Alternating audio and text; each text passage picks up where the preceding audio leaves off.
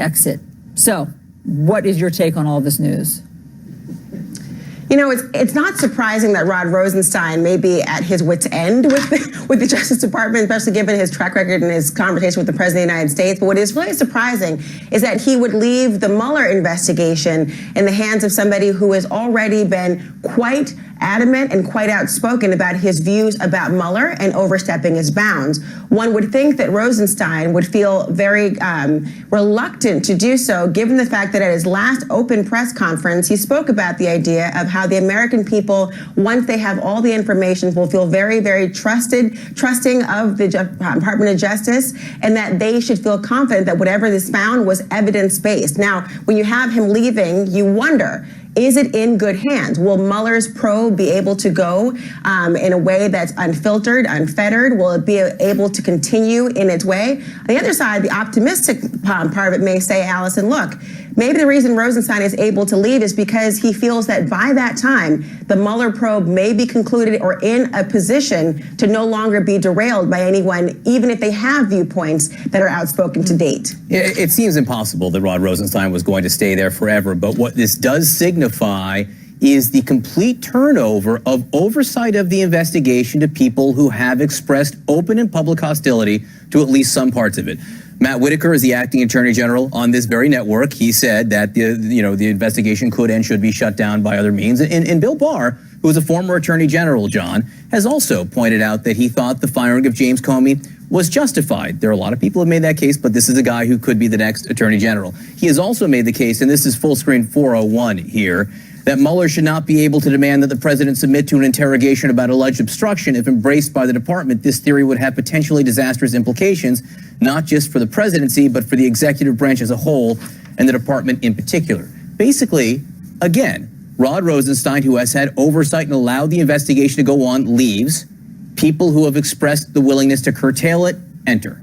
This sets up a real race against the clock. What Rosenstein is saying is he wants to leave around the time Barr comes in. Barr's confirmation hearing begins next week. We can expect, if it goes smoothly, and by the way, this also dramatically increases the pressure on that confirmation hearing, and the questions he'll receive about that extensive memo he wrote with this broad vision of executive power that must have been music to Donald Trump's ears. It ratchets up the timing and the pressure because Mitch McConnell has refused to allow a vote on the so-called Mueller protection bill. This means, as you've said, once Barr comes in, as he presumably will in around a month and change time, that the Mueller investigation could be in jeopardy. So does it increase pressure on getting documents out? What does Rosenstein know that makes him comfortable to leave at this time? Or is it simply a deference to Barr, a respected former AG who may, should be inclined to pick his own deputy? Shimon, some of the reporting out there this morning, this from ABC, says that Rod Rosenstein had always planned to leave. Right. He wasn't going to do this permanently. He was going to give it. He had always planned, I think, to do this for 2 years. That time is up. So maybe he does think that the investigation will be in good hands. Right, and he would know that, right? He's the man overseeing this investigation, so he certainly would know when this is coming to an end. And there is a lot of word that this will be coming to an end, sometime perhaps around February, and that is when he plans to leave. We certainly have always gotten the sense that Rod Rosenstein wanted to see this investigation through. That is, he wanted to see the Russia investigation to its conclusion. So this could mean that he now knows that there's going to be an end game here shortly, and therefore he's comfortable enough to leave once this investigation is over. The other big question here is the report. What eventually happens with this report? It now will fall in the hands of the new Attorney General and perhaps the new Deputy Attorney General, whoever that may be. That's going to be an important position as well. What happens to that report? Does it ever get public? Does the new AG try to suppress it in any way? That is going to be a big topic of discussion going forward. Look, a lot is happening as this Russia investigation comes to an end. And certainly a new AG will be overseeing whatever fallout there is, and also other parts of this investigation that have been sent out to different attorney generals across the country, certainly parts of it in the New York office of the Southern District. One last point on this subject. The confirmation hearing next week for Bill Barr, it just raises the stakes for that. This is a public hearing over several days. You need to watch this people to hear the questions that he will be asked about his views on the investigation and how he answers them.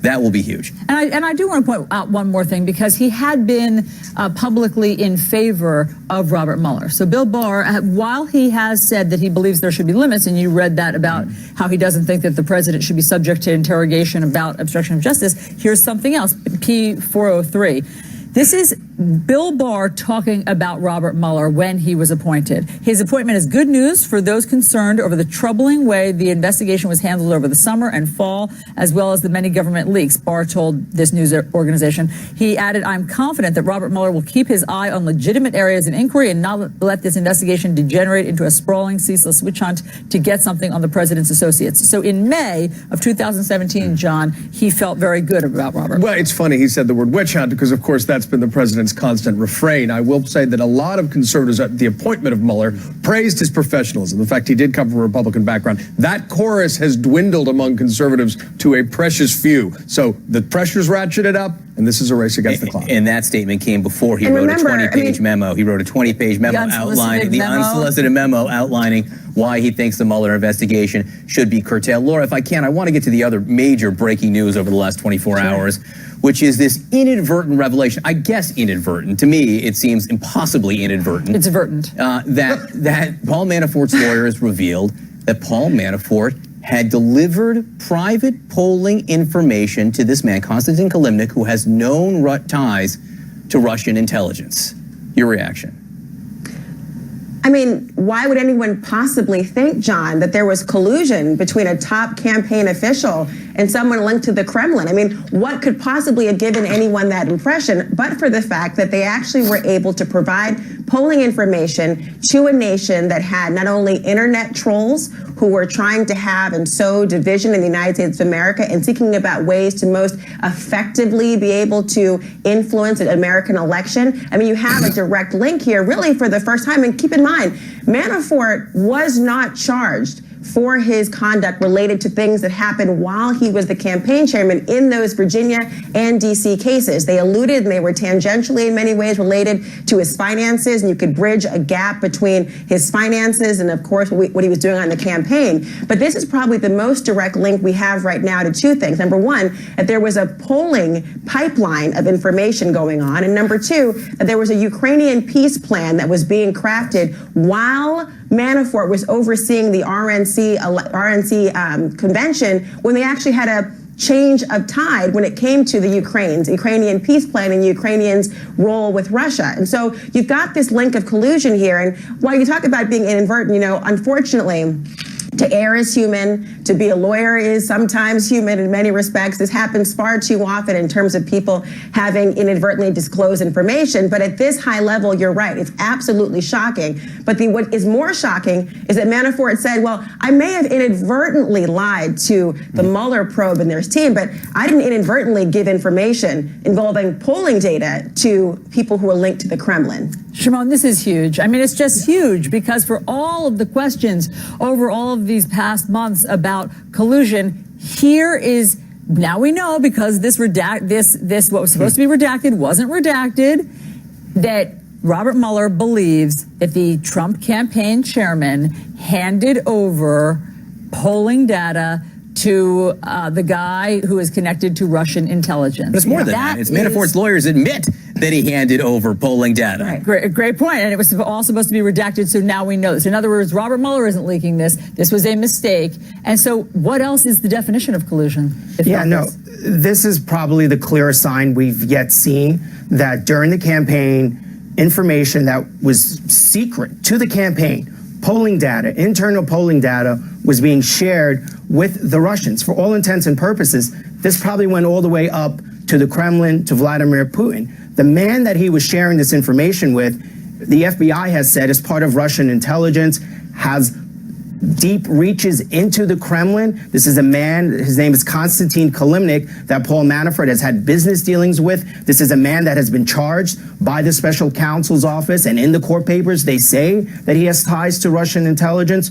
What reason and what purpose would Paul Manafort have for sharing polling data with the Russians?